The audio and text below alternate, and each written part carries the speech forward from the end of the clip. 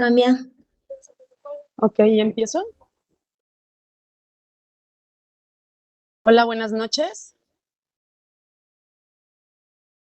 Hola, buenas noches. ¿Sí me escucho bien?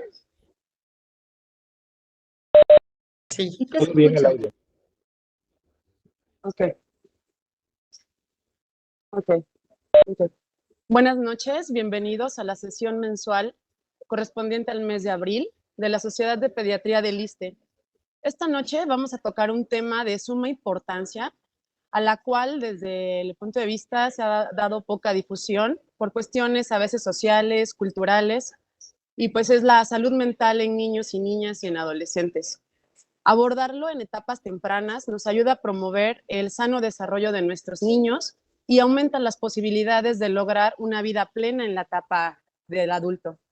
Y bueno, y sin más preámbulo, es para mí un honor presentar a la doctora Gema Torres Suárez, una gran doctora, una gran amiga, gran mujer, médico cirujano, egresada de la Universidad Nacional Autónoma de México, especialista en psiquiatría por el Instituto Nacional de Neurología y Neurocirugía, especialista en psiquiatría infantil y del adolescente por el Hospital Psiquiátrico Infantil Juan N. Navarro. Actualmente eh, trabaja como médico adscrito en la clínica de autismo del CISAME en San Jerónimo. Y pues bueno, bienvenida doctora Gema Torres. Es un honor tenerla aquí con nosotros en la Sociedad de Pediatría del ISSSTE. Muchísimas gracias por la invitación. Estoy muy contenta de poder participar con ustedes. Quiero agradecer en especial a la doctora Vianey Escobar y a la doctora Samia Castro. Entonces, pues vamos a empezar.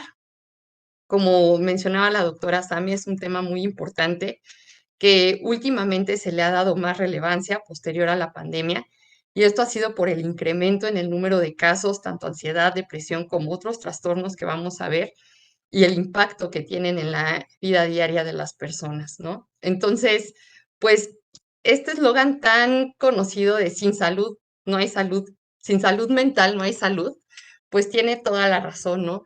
En realidad la salud mental es algo básico que necesitamos en nuestro día a día para poder hacerlas desde las funciones más simples hasta las más complejas.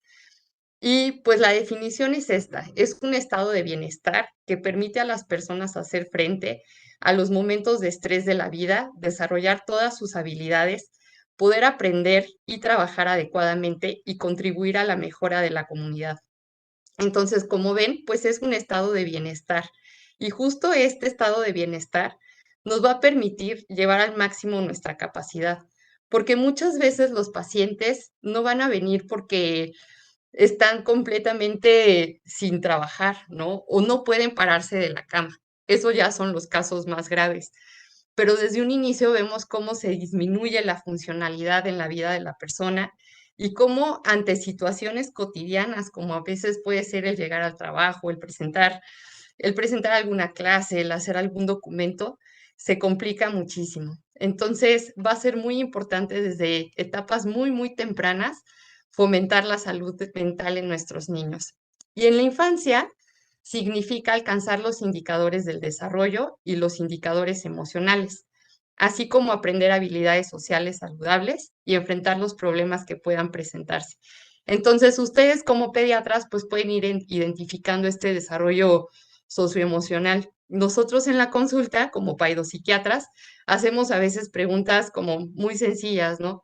Desde qué edad empezó a verlo a los ojos, en qué momento empezó a regresar la sonrisa, cómo le pedía ser cargado, decía adiós o no decía adiós con la mano, qué hace cuando otros niños se acercan. Entonces, todas estas preguntas pues ya son indicadores del desarrollo socioemocional de los niños, ¿no? Y también pues cabe mencionar que los niños mentalmente sanos van a tener una calidad de vida muchísimo más positiva y van a poder desempeñarse muy bien en el hogar, en la escuela y en sus comunidades.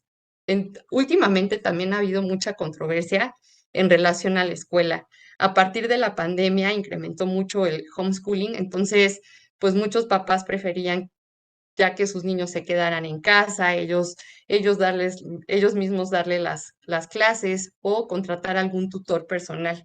Sin embargo, en la escuela no solo se aprenden conceptos, ¿no? Sino también aquí se van a desarrollar muchas habilidades sociales que van a ser la base para las habilidades y la resolución de conflictos en el futuro, ¿no? Esto es muy común, o sea, ¿cuántas veces no hemos ido en el tránsito y porque alguien se mete o porque alguien no pone la direccional, las personas se enojan, empiezan a pelear, incluso se bajan del coche y quieren golpear al otro, ¿no? Y esto es porque no aprendieron en la infancia que hay habilidades sociales, que se puede llegar a una solución de problemas de una forma muchísimo más eficaz y que también tenemos que tener unas buenas técnicas de negociación para poder tener este tipo de relaciones y siempre que sea pues a nuestro favor y a favor de la comunidad. Entonces es en la infancia en donde se van a sentar todas estas bases y que muchas veces pues no es así. Pasan los años hasta la vida adulta y cuando ya hay problemas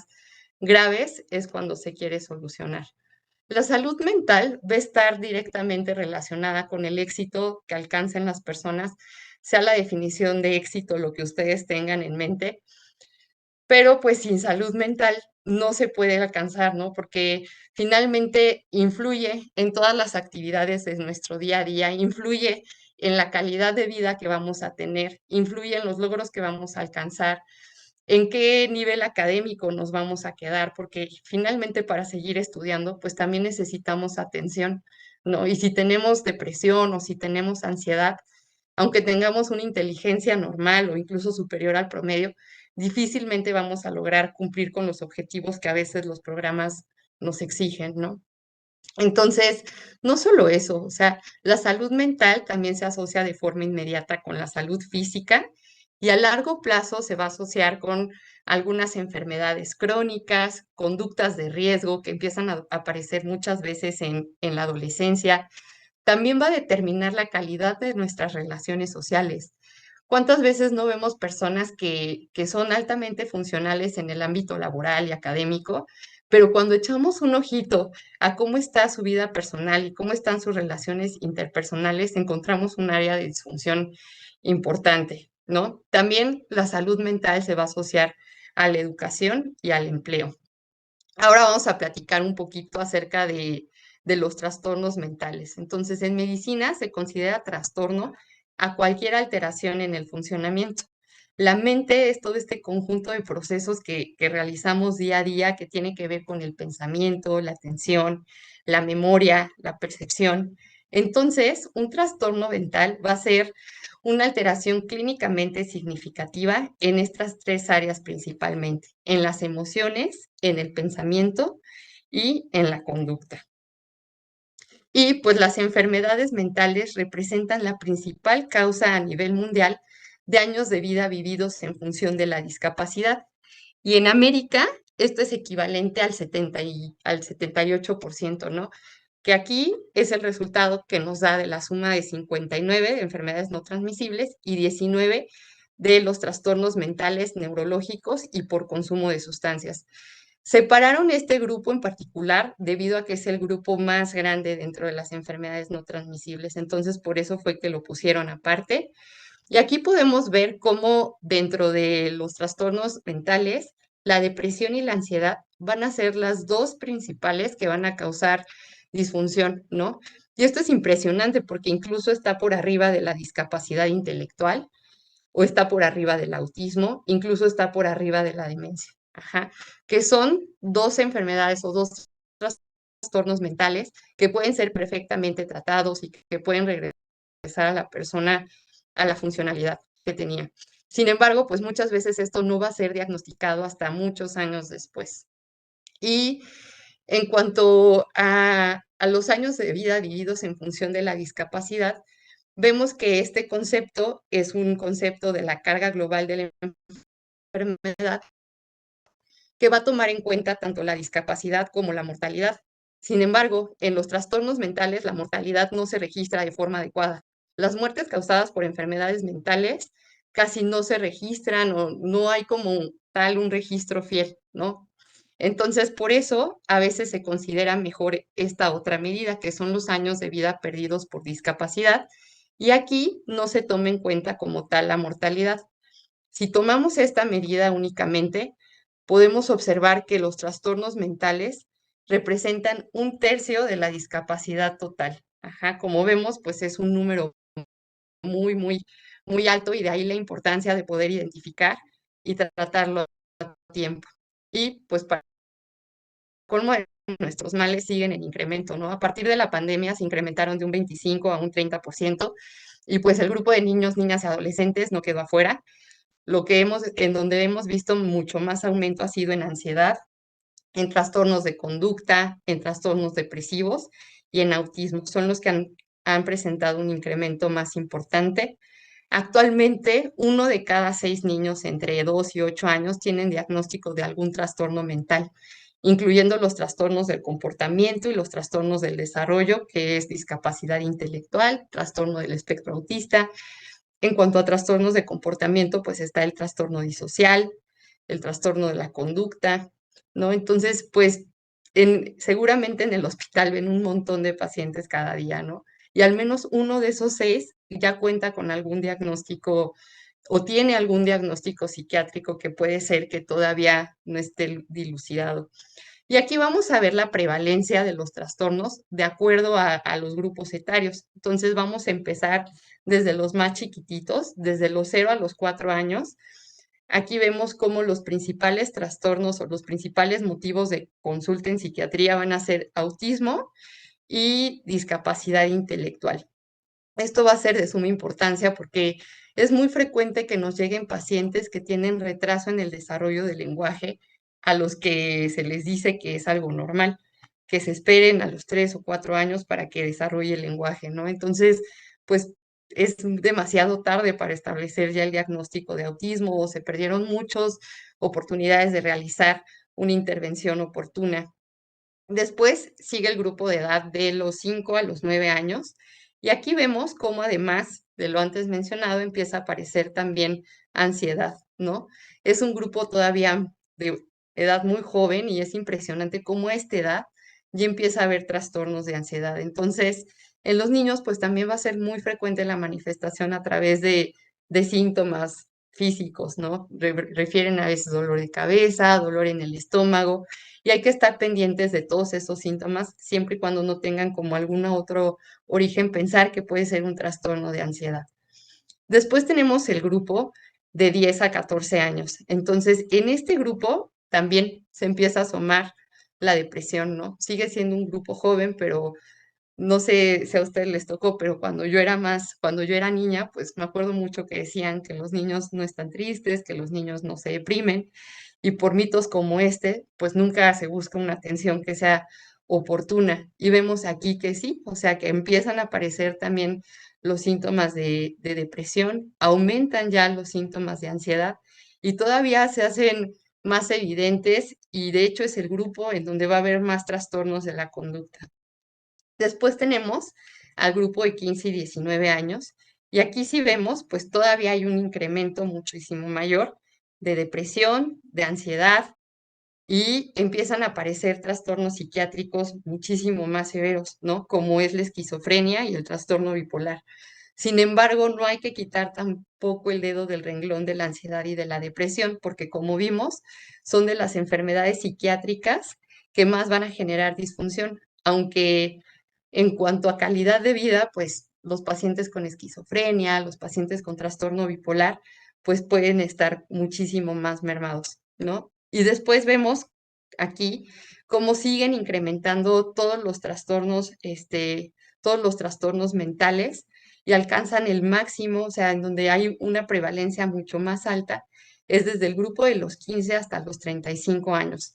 Como vemos, pues sigue siendo una población muy, muy joven, que es una población que está muy activa tanto académicamente como laboralmente y pues están muy limitados también en dado caso que tengan un trastorno mental. De ahí la importancia de hacer un diagnóstico oportuno. Aquí les muestro que la mayoría de los trastornos van a comenzar antes de los 14 años, ¿no? Pero no se detectan. Yo he tenido varios casos, por ejemplo, pues yo veo muchos pacientes con autismo, entonces llegan a veces a los 32, 35 años por comorbilidad, como ansiedad, ¿no? Que no han sido diagnosticados a lo largo de su vida y pues ya tienen muchísimo más complicaciones o incluso también los pacientes con TOC Ellos tienen un pico de incidencia más o menos a los 8 años. Igual llegan adultos donde han sido tratados pues con diferentes medicamentos, algunos psiquiátricos, otros no, y no fueron diagnosticados, ¿no? Entonces, pues creo que es muy importante hacer conciencia de esto y a veces tomarnos unos minutos más para hacer unas preguntas más y poder orientar a los familiares para que busquen atención. Pues muchas cosas en psiquiatría van a ser de origen multifactorial. Hay algunas enfermedades que van a tener un peso más genético, por ejemplo, pues el trastorno bipolar, también el trastorno por déficit de atención, el autismo. Sin embargo, pues vamos a ver cómo hay este juego, esta interrelación entre los factores genéticos y los factores ambientales. Y aquí un factor ambiental fundamental, pues va a ser el estrés en etapas tempranas de la vida, ¿no? Entonces, es muy, muy importante identificar estos estresores para hacer intervención oportuna. El estrés en etapas tempranas va a modificar la neurobiología del cerebro y vamos a tener un cerebro y una persona muchísimo más vulnerable a si no está padeciendo en ese momento un trastorno mental, sí padecerlo en el futuro, ¿no? Entonces aquí en esta diapositiva podemos ver en la parte de abajo, pues, que hay periodos críticos en el desarrollo y si hay un estresor en este periodo crítico, va a haber una vulnerabilidad, va a haber mayor vulnerabilidad a que al presentar algún otro estresor en la vida adulta se tenga un episodio depresivo. Por el contrario, si no tuvimos este tipo de estresores, pues hay una poca probabilidad de tener síntomas ansiosos, podemos tolerar muchísimo mejor el estrés en la vida adulta y hay poco riesgo de tener un episodio depresivo. Y ahora, pues, el maltrato infantil cambia los sistemas de respuesta al estrés, ¿no? Entonces creo que ustedes son los indicados para detectar esto, tanto ustedes como en la escuela son los que más están en contacto con esta población y son los primeros que pueden identificar el maltrato infantil y hacer algo por esto. México, desafortunadamente, sigue siendo el primer lugar en el mundo en abuso infantil, ¿no? Entonces, pues aquí vamos viendo cómo a veces desde antes de nacer, ya existe cierta vulnerabilidad para presentar algún trastorno mental o etapas muy tempranas, como en estos casos de abuso infantil. A continuación, les voy a presentar este estudio. Este estudio ya es viejito, se hizo en 2006. Sin embargo, es un estudio muy interesante en donde evaluaron a 17,337 adultos y en ellos identificaron si habían sufrido algún tipo de abuso, ya sea abuso físico, abuso emocional, abuso sexual, o si habían tenido algún tipo de disfunción en el hogar. Consideraron disfunción en el hogar cuando había abuso de sustancias en padres, cuando había alguna enfermedad mental en padres, si había violencia de pareja o había habido algún familiar encarcelado, o incluso si los padres estaban separados y divorciados, no tanto en sí por la separación, sino porque a veces viven conductas muy violentas durante el proceso. Y aquí encontraron que de esta población total, al menos el 64%, o sea, más de la mitad, habían presentado una experiencia traumática en la infancia. Ajá. Una sola 26%, dos 15%, tres 9% y cuatro hasta 12%. Y también observaron que había una relación directamente proporcional entre el número de experiencias adversas en la infancia y el número de problemas de salud, ya sea mental o físico, que se viven en la vida adulta. Y aquí podemos ver el ejemplo de algunos trastornos mentales. Y aquí está, por ejemplo, aquellos que habían sufrido algún tipo de abuso tenían más riesgo de padecer una crisis de pánico o tenían más riesgo de padecer un trastorno depresivo o un trastorno de ansiedad, incluso alucinaciones. Este grupo, estas personas que habían sido expuestas, pues también tenían más riesgo de tener problemas en el sueño, en la vida adulta, que el sueño es algo fundamental y es una medida de higiene básica para la salud mental que muchas veces no se pregunta y ni siquiera se respeta, ¿no? Entonces, es importante pues brindar psicoeducación también a los padres en este tema para favorecer la salud mental. Pero no solo eso, o sea, no solo en estos temas se vio que había un incremento, sino también en síntomas somáticos que a veces también llegan a ser el coco, ¿no? De todos, porque ya le pidieron 1000 estudios y no sale nada y el paciente sigue con muchas molestias y pues resulta que es esto, que es un trastorno por somatización. Y también se vio que había un incremento en la obesidad. Ajá, entonces las personas que habían sufrido abuso pues tienen más riesgo de sufrir obesidad en la vida adulta.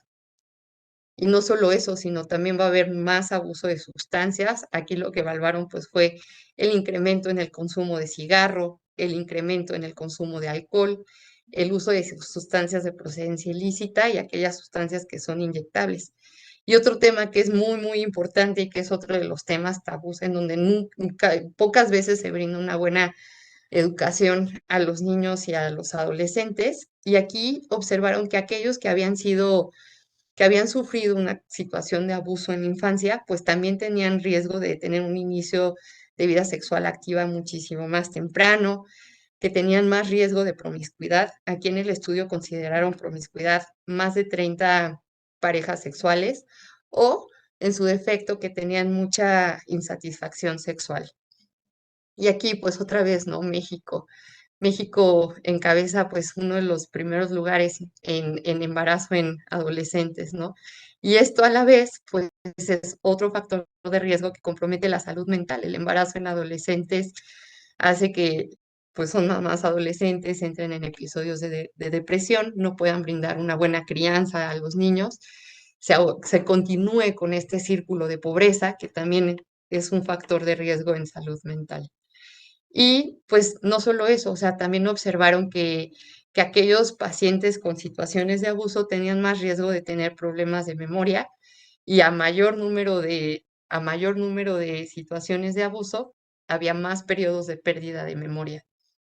Y también esta otra que es muy importante en la sociedad actual, en donde vivimos tanta violencia, aquellas personas que habían sufrido este, abuso en la infancia percibían con muchísimo más estrés las situaciones de vida cotidiana o tenían más dificultad para el control del enojo, ¿no? O tenían más riesgo de violentar a su pareja. Entonces, si vemos, pues la infancia es la etapa en la cual debemos intervenir para prevenir un montón de problemas que se viven en la vida adulta.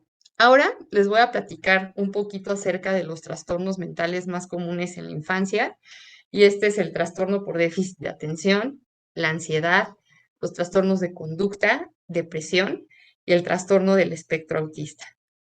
Y aquí vemos pues cuándo va a ser más frecuente, ¿no? Entonces, a medida que se incrementa la edad, pues se incrementa la prevalencia de estos trastornos, siendo más frecuentes.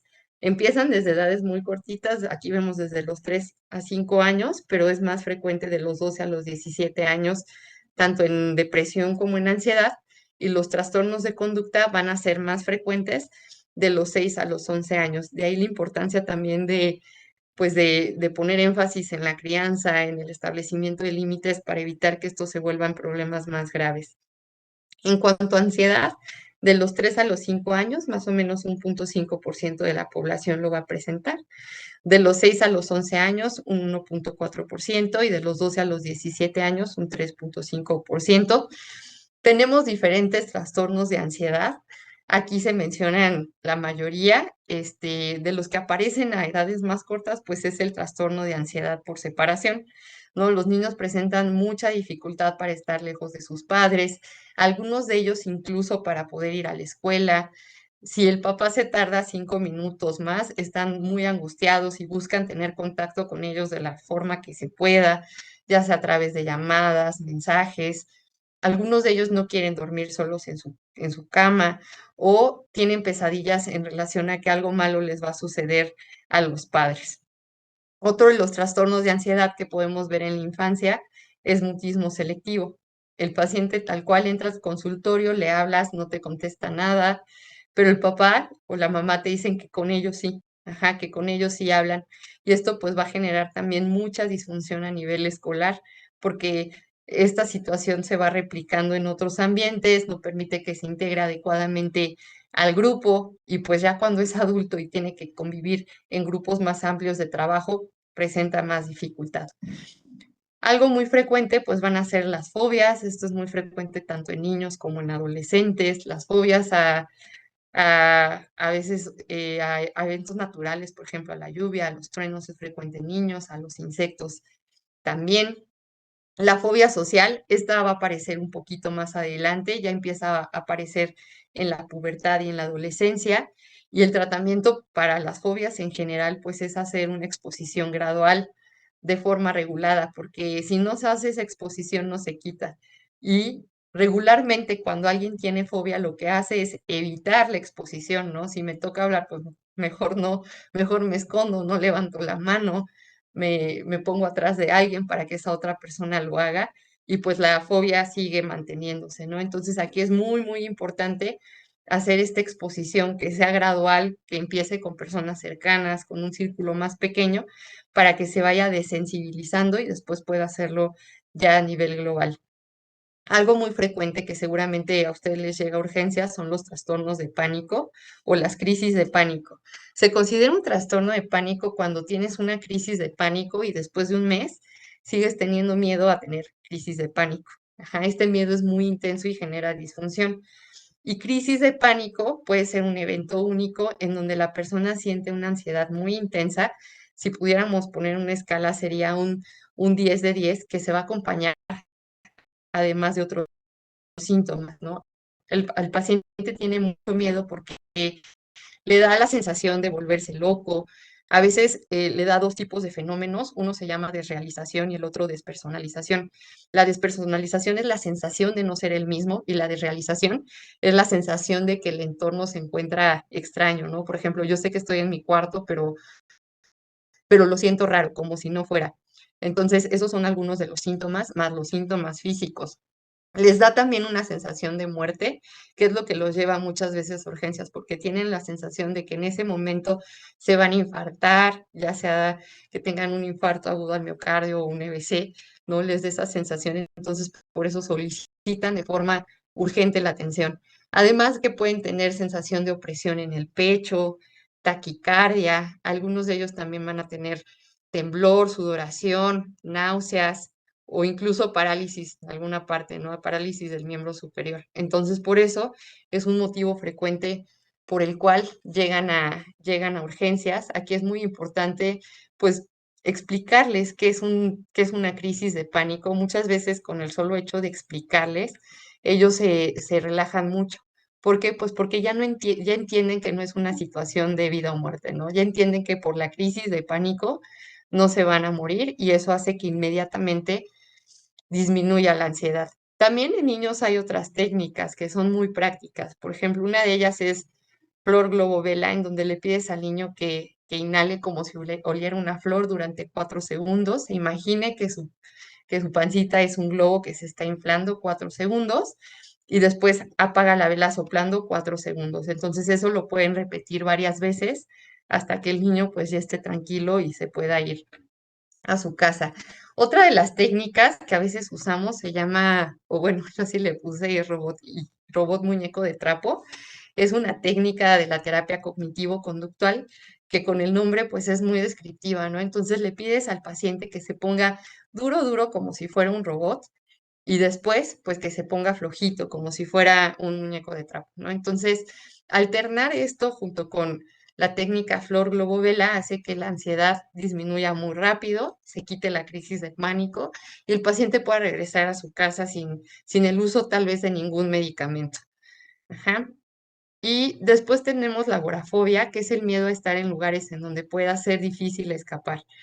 Se cree a veces que la agorafobia es el miedo a estar en lugares encerrados, pero no, no solo es eso, o sea, agorafobia es el miedo a estar en lugares en donde pueda ser difícil escapar o que no cuentes con la ayuda de alguien que te pueda ayudar a sentirte mejor. Entonces, se puede dar también, así como se puede dar no sé, en el auditorio, se puede dar también en el centro, en un lugar muy, muy concurrido. Y finalmente tenemos el trastorno de ansiedad generalizada.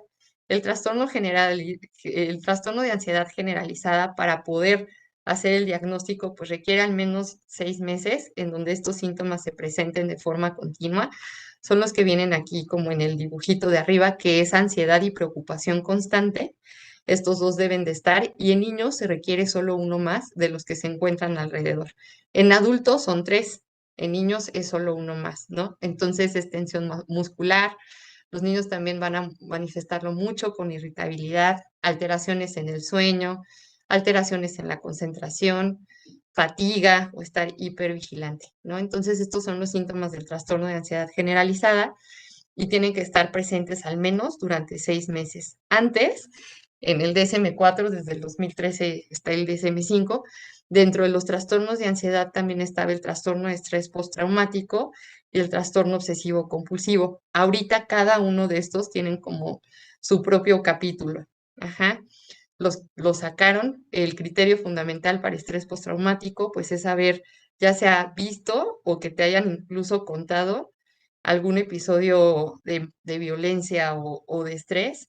Y después de esto vamos a encontrar diferentes síntomas, ¿no? Se pueden encontrar como los recuerdos vívidos, en donde estás así de la nada y de pronto te llega el recuerdo de la violación o te llega el recuerdo del asalto o algún otro recuerdo.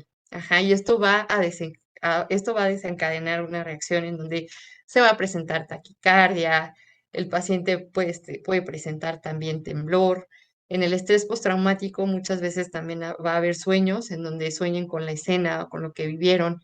En los niños a veces no lo recuerdan tan bien, pero tienen sueños de terror en general. Y el trastorno obsesivo compulsivo se va a caracterizar pues por obsesiones y por compulsiones. Las obsesiones pueden ser pensamientos, imágenes intrusivas que van a generar cierto malestar. Y la compulsión ya es el acto para disminuir como tal la obsesión, ¿no? Como sería la obsesión es tengo las manos sucias y la compulsión pues me tengo que lavar las manos para que se me quite. Eso es en cuanto a trastornos de ansiedad.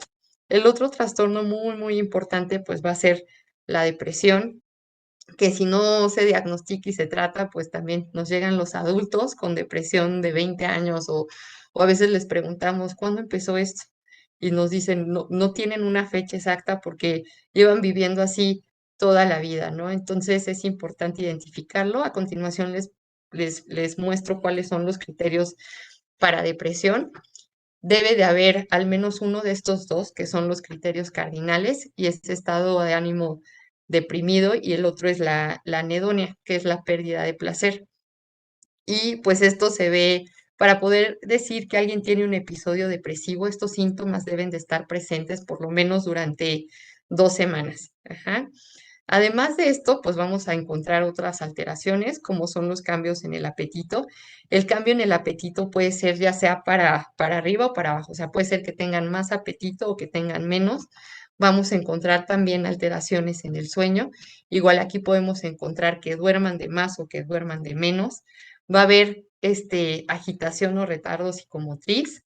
Va a haber mucha fatiga. Muchas veces los pacientes te dicen que están cansados, ¿no? Que están cansados todo el tiempo y duermen como 20 horas y siguen cansados, pues es por los síntomas de depresión.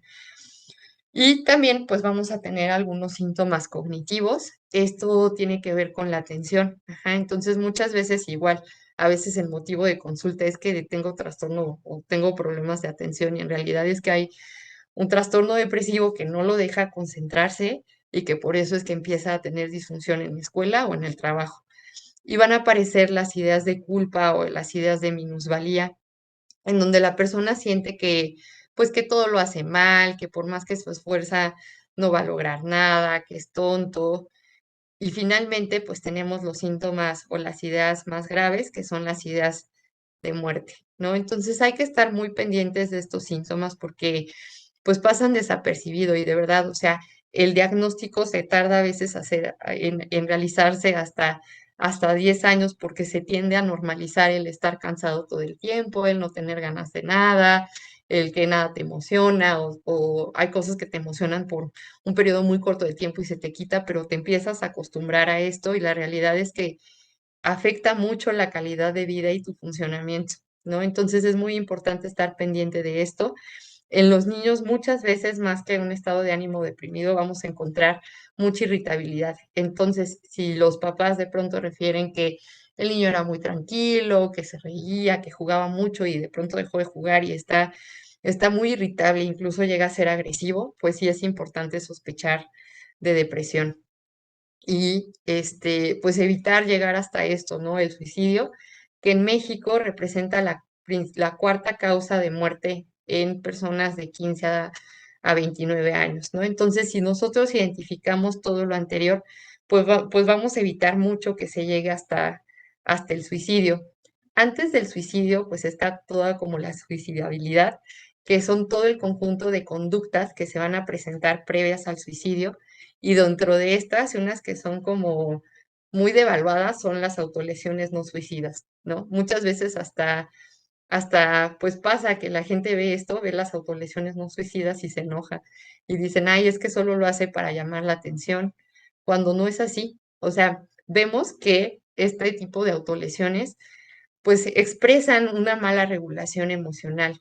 O justo los niños, los adolescentes y algunos adultos incluso no saben cómo regular las emociones o tienen una emoción muy, muy intensa que les está generando mucho dolor, una dolor emocional, por supuesto. Entonces lo que hacen es lastimarse con la intención de disminuir esa sensación negativa emocional y transformarla en un sufrimiento físico. Estas conductas no tienen intencionalidad de muerte, sin embargo, sí vemos que pues va a ir aumentando, se aumenta el riesgo de suicidio con el tiempo.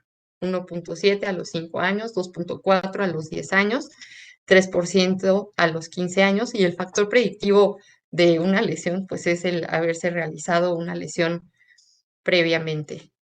Y pues esto es como todo lo que va surgiendo, ¿no? Primero tenemos una idea de muerte, puede ser que ni siquiera sea una idea suicida, solo sea una fantasía de muerte, como el pensar, ay, pues si no despierto, qué bueno. O si salgo y me asaltan y me matan, qué bueno. O si me atropellan, pues por mí está bien, ¿no? Entonces ahí empieza como ya cierta fantasía de muerte cuando todavía no es una idea suicida.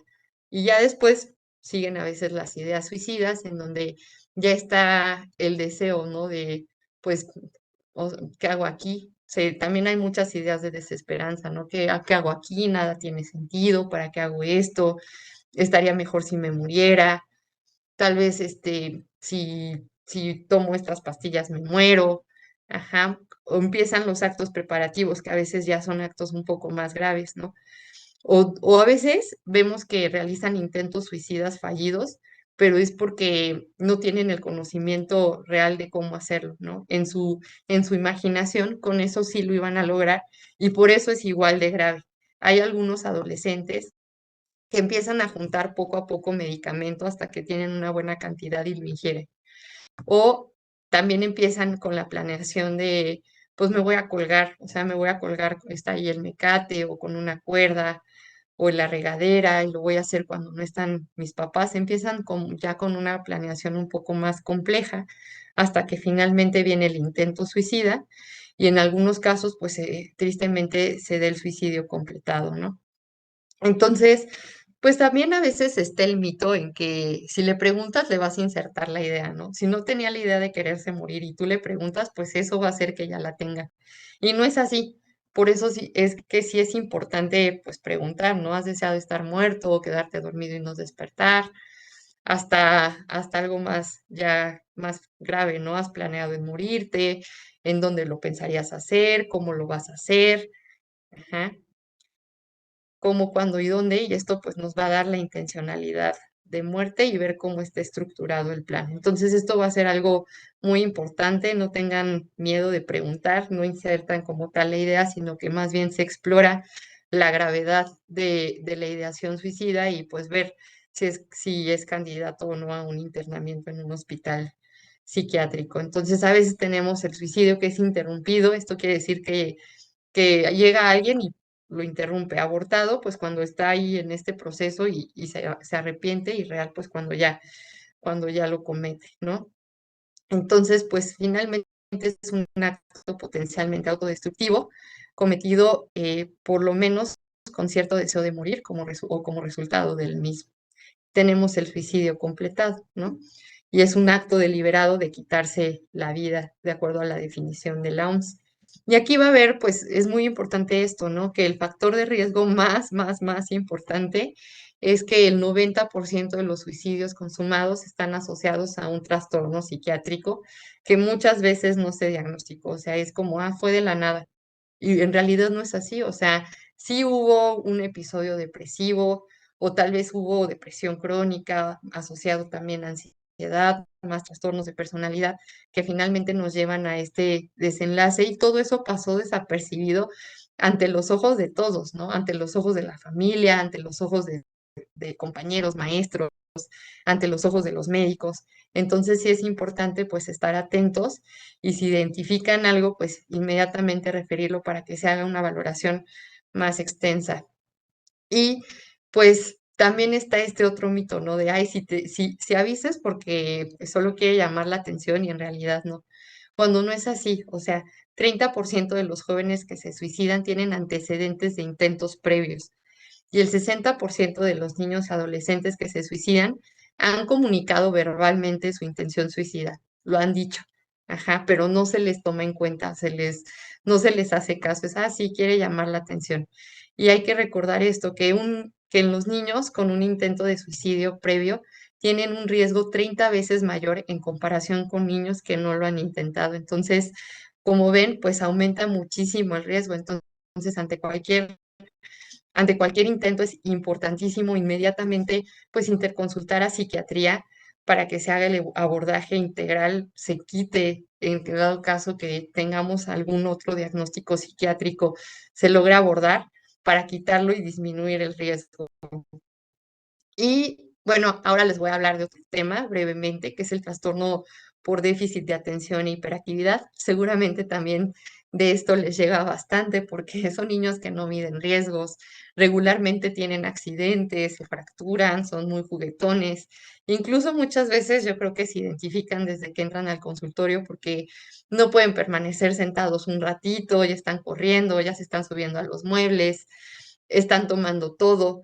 Y esto, pues de igual manera va a afectar la calidad de vida de los pacientes desde edades muy tempranas, ¿no? Incluso hay algunos que tienen síntomas desde preescolar y desde preescolar empiezan con retraso en el aprendizaje o desde el preescolar empiezan a tener conflicto con sus compañeros porque son inquietos, porque agarran sus cosas o porque a veces son muy bruscos y muy efusivos. Les cae bien a alguien y pues van y lo abrazan bruscamente y lo tiran.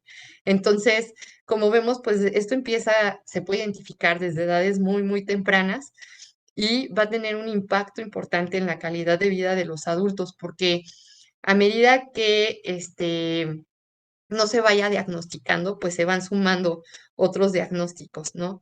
En preescolares y en primaria a veces tenemos únicamente trastorno por déficit de atención y tan pero pues se va sumando problemas del aprendizaje, también los pacientes con déficit de atención al ser un poco más impulsivos tienen más riesgo de padecer trastorno posicionista desafiante. Más adelante, pues trastorno disocial. En la adolescencia es frecuente que caigan en el trastorno por uso de sustancias debido a esta necesidad de gratificación inmediata y de forma rápida, ¿no? Entonces son mucho más vulnerables a caer en el trastorno por uso de sustancias, así como en depresión y ansiedad, empiezan a generar como autoconceptos negativos de sí mismos porque les cuesta trabajo aprender, porque no ponen atención, entonces empiezan a pensar pues que son tontos y que no pueden. Y finalmente esto desencadena o contribuye mucho a que tengan algún episodio depresivo. O por el contrario, o sea, se dan cuenta de que les falla, de que se van a equivocar en algo y todo el tiempo están hipervigilantes de hacerlo todo bien o de intentar hacerlo todo bien, ¿no? Y esto termina en trastornos de ansiedad. Y muchas veces, pues esto es lo que se ve, ¿no? Que es un niño inquieto o que tiene dificultad para concentrarse y tan. Cuando no es así, en realidad aquí vamos a ver muchísimos otros más problemas como la impulsividad. También los niños con trastorno por déficit de atención e hiperactividad tienen mayor problema en regular sus emociones. También algunos de ellos van a tener trastornos en el procesamiento sensorial, se les va a dificultar muchísimo más la toma de decisiones o toma de decisiones que sean adecuadas para su vida. Es común que haya problemas en el sueño y también cambios en el estado de ánimo, ¿no? Entonces, pues esto va a ir generando mayor sensibilidad al rechazo, los problemas de memoria que son secundarios a problemas de ansiedad y que llega a ser una queja frecuente, ¿no? Es que vengo porque tengo problemas de memoria y en realidad no es así. No hay ningún problema de memoria, hay problemas de atención. Pierden las cosas constantemente, ya es el segundo día y ya no tienen la mitad de los útiles escolares o hacen la tarea y no la llevan, la dejan en su casa o, no, o dejan el cuaderno. A veces les cuesta trabajo cambiar de tarea o tienen dificultad para concentrarse en una sola. Entonces los vemos como multitask, así queriendo hacer mil cosas, pero la realidad es que no terminan ninguna. Van a tener a veces dificultades para mantener relaciones sociales. Esto también se ve muchísimo más en adultos, en donde vemos muchos problemas para tener una pareja o problemas de divorcios o muchos problemas en inestabilidad en cuanto a esto, dificultad para seguir conversaciones. Entonces a veces también las personas pues ya no quieren hablar con ellos porque es para qué te hablo si no me escuchas. Tienen poca tolerancia a la frustración y poca noción del tiempo. Esto es algo también muy importante que con medidas conductuales ayuda mucho a la familia, ¿no? Es importante decirle, ya vas a dejar de jugar con el videojuego y avisarles 10 minutos, te quedan 10 minutos, te quedan 5, te queda uno y se acabó, porque no tienen noción del tiempo o piensan o están cambiando si se tardan horas, o están bañando si se tardan horas y por eso salen tarde y van generando problemas en la familia. Y pues vemos que hay una alta comorbilidad con trastorno negativista desafiante. Aquí ya encontramos una actitud más retadora o más oposicionista, que puede ser activa o pasiva. Oposicionismo activo es pues, no lo hago y hazle como quieras, y no lo hago porque no quiero. O pasivo, ¿no? Que son aquellos que te contestan sí a todo y nada más no lo hacen. Ajá. Algunos pues pueden ser igual abiertamente retadores con la autoridad. Si esto no se trata con límites adecuados, se llega a convertir en alguno de los casos en un trastorno de conducta, en donde ya vemos emociones prosociales muchísimo más limitadas, en donde vemos que no hay empatía y donde ya existe un daño más directo tanto a personas, animales, a la propiedad de las demás personas y pues ya son conductas delictivas que terminan en la cárcel, ¿no? Entonces es importante ir valorando esto para frenar pues este desenlace ya en algo muy grave. Es importante brindar psicoeducación, a veces no se puede hacer todo en el consultorio, sin embargo, podemos hacer recomendaciones para que los padres lo busquen y sepan cómo poner límites y cómo hacer una corrección también no violenta, ¿no? Porque tenemos los extremos, desde los que no ponen límites hasta los que pues golpean, que tampoco es adecuado. Ajá, entonces estas son algunas opciones que tal vez les pueden servir para recomendar a los pacientes. Y ahora les voy a hablar un poquito acerca de otro diagnóstico que es muy importante y que es fundamental hacer una detección a edades tempranas, y esto es el trastorno del espectro autista. El trastorno del espectro autista se va a caracterizar por déficits en la comunicación y en la interacción social, patrones repetitivos y restringidos del comportamiento. Estos síntomas deben de estar presentes en el periodo del desarrollo temprano. Aquí es importante mencionar que a medida que los síntomas sean más leves, a veces es más difícil hacer el diagnóstico y se pueden hacer un poco más tarde. Ajá. A mayor severidad, pues son más obvios y se hacen antes. Sin embargo, aunque sean leves, sí es importante pues investigar bien, checar muy bien cómo está la socialización, la comprensión del lenguaje en esos pacientes para hacer una intervención oportuna y evitar que después tenga una comorbilidad, que también tienden a tener mucha comorbilidad los pacientes con trastorno del espectro autista. Y esto no se debe explicar mejor por discapacidad o retraso global, aunque ambos diagnósticos pueden estar. O sea, podemos tener niños que tienen trastorno del espectro autista más discapacidad intelectual o retraso global en el desarrollo. En cuanto a déficits en la comunicación y en la interacción social, como les platicaba hace un momento, pues esto lo podemos ver desde edades muy tempranas, o sea, los niños fijan la mirada desde los 2 meses, entonces es importante hacer estas preguntas. Empiezan con la sonrisa social a partir de los 3 meses. Hay que preguntar cómo es la relación con el padre, si el niño disfruta o no la interacción con el adulto. A veces todavía no saben hablar, pero como que tú le hablas y te balbucea de regreso. Entonces hay que valorar eso.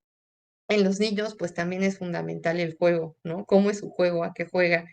En algunos casos, pues no juegan, o sea, en trastorno del espectro autista, en algunos casos no juegan, solo apilan o solo alinean los juguetes o solo voltean los coches y se quedan viendo las llantitas o los ojos de las muñecas o tienen interés por cosas que no son juguetes y con eso se entretienen, ¿no? Como lacitos que mueven todo el tiempo. Algunos coleccionan varitas, papelitos y demás, ¿no? Pero sí es importante evaluar el juego, evaluar qué hace cuando otros niños se le acercan o si él busca la interacción con otros niños y cómo es esta interacción y si logra establecer en realidad un juego con el otro niño, si tiene un juego paralelo, en paralelo, ¿no? Que cada quien está como en su rollo, pero están tal vez compartiendo juguetes, o si hay un juego simbólico que también nos habla del desarrollo del pensamiento, ¿no? En donde el niño ya es capaz de representar con un objeto pues alguna otra cosa, ¿no? Como decir, ay, es que esta pluma es un avión, ¿no? Entonces ya nos habla también como parte del desarrollo cognitivo. Y pues la imaginación, que también va a ser algo muy, muy importante, la creatividad, la capacidad que tiene el niño para hacer historias y para representar personajes, porque también observamos eso, que a veces vemos y es como, parece que está jugando, pero en realidad se memorizó la película que ha visto 50,000 veces y actúa perfectamente bien, pues esa escena, ¿no? O esas escenas. Entonces sí es importante como valorar muy, muy bien qué es lo que estamos observando, preguntar al familiar cómo juega, así como está jugando en este momento, juega en casa, cuáles son sus juguetes favoritos, cuáles son sus programas favoritos, cómo se comunica, cómo intenta llamar la atención, ¿no? Porque a veces también, o sea, todavía no hay desarrollo del lenguaje, ya tienen 2 años y al momento de preguntarles, nos contestan, pues me jala de la mano, me lleva al lugar del objeto deseado y me la avienta. Ajá. Y les preguntamos, ¿señala o no señala? No, no señala, ni siquiera cuando es que quiere algo, que ese señalamiento se le llama protoimperativo, no lo hace. Muchísimo menos tiene un señalamiento que tiene que ver más con el compartir intereses, ¿no? Como es el señalar, por ejemplo, un avión o un perrito o la fuente, no lo hace. Entonces, es importante a veces ir un poquito más allá, o sea, preguntar hitos del desarrollo, pero también, pues si no se comunica así, cuál es la forma en que se está comunicando para poder nosotros tener más información y poder hacer un diagnóstico a edades muy tempranas. La otra, pues son los patrones repetitivos y restringidos de conductas o actividades. Aquí, pues podemos observar diferentes cosas, como algunas que aparecen desde muy, muy chiquitos, desde los 6 meses, algunos ya tienen estereotipias, ¿no? Mueven sus manitas, aletean o se mecen. Entonces, eso pues ya es una conducta repetitiva. También a veces tiende a ser el juego repetitivo, juegan a lo mismo, o la comida, solo quieren comer ciertas cosas y tan, ¿no? La misma comida, o irse por el mismo camino a la escuela. Ajá, nada más, si les cambian tantito la ruta, lloran, se enojan, hacen una rabieta porque les incomoda el cambio. Algunos de ellos no les gustan, por ejemplo, los festivales cuando están en la escuela porque es un cambio en las actividades o no les gusta cuando los dejan llevar, ir sin uniforme, pues tampoco, ¿no? Y todo eso los puede poner irritables, pueden, tener episodios de rabietas muy, muy, muy largas. Además de esto, pues vamos a ver que van a presentar muchas veces alteraciones en la sensibilidad sensorial y estas alteraciones en la sensibilidad pues se presentan en todos los sentidos. Ajá, lo que escuchamos más frecuentemente pues es la sensibilidad auditiva, ¿no? En donde les molesta el ruido de la moto, la licuadora o los secadores de manos que están en los baños de centros comerciales. Eso es como lo que más se llega a identificar. Sin embargo, pues vamos a encontrar muchos problemas asociados a trastornos de la sensibilidad que no se identifican como tal, ¿no? A veces, por ejemplo, pues algunos niños no se dejan cortar las uñas o no se dejan cortar el cabello o presentan mucha dificultad en el cepillado dental por lo mismo, tiene que ver con la sensibilidad sensorial. En algunos otros casos, pues también vamos a ver que esta sensibilidad está en la vista. A algunos de ellos les molesta mucho la luz, entonces, pues no es raro que de pronto utilicen lentes de sol, aunque no esté tan intenso, o tienen preferencia también por ciertas luces y pueden pasar horas y horas viendo foquitos en Navidad o viendo juguetes luminosos. También, pues, tenemos el sentido del olfato. A veces está esta selectividad en la alimentación y rechazo a muchos alimentos, y podemos tener como una mezcla entre el gusto y el olfato. Algunos va a ser por el olfato, otros va a ser por el gusto. Llegan a tener, ya sea o poco desarrollado o muy desarrollado cualquiera de estos sentidos. Y en el gusto, pues, van a ser como, van a detectar muy bien las texturas, ajá, entonces van a sentir cierto rechazo por algunas texturas que incluso les causa vómito, ¿no? Hay pacientes que me han comentado que vomitaba desde las papillas, ajá, entonces a edades muy, muy tempranas, pues también se puede observar esto. Por eso cuando vean que algún niño tiene alguna alteración como grave en el tema de la alimentación, vale la pena explorar si no hay otros síntomas que nos puedan explicar el por qué está presentando tanta dificultad en la ingesta de los alimentos. Y bueno, pues la verdad es que creo que ustedes tienen como una gran ventaja sobre todo muchos profesionistas, ustedes y los maestros, porque van a ser el primer contacto. Son quienes más están en contacto con niños, con adolescentes, ¿no? Y aunque no vayan a muchas cosas con el pediatra, sí van. Ajá, sí van por las vacunas o sí van porque se enfermaron por cualquier cosa, entonces con ustedes sí van. Y creo que es muy, muy importante que ustedes tengan esta conciencia para, pues, para promover la salud mental en todos los niños, y en caso de que identifiquen algo, pues hacer la referencia con el especialista para brindarles un mayor apoyo. Muchísimas gracias. No sé si alguien tenga alguna duda. Me parece que quedan unos minutos.